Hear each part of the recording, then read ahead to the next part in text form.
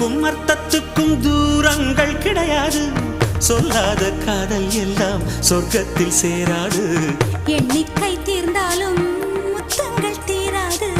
எண்ணிக்கை பார்த்தாலே முத்தங்கள் ஆகாது. அனுபவமோ என் வீட்டு தோட்டத்தில் பூவெல்லாம் கேட்டுப்பார். என் வீட்டு ஜன்னல் கம்பி எல்லாமே கேட்டுப்பார். என் வீட்டு தென்னங்கீற்றை இப்போதே கேட்டுப்பார். என் நெஞ்சை சொல்லுமே.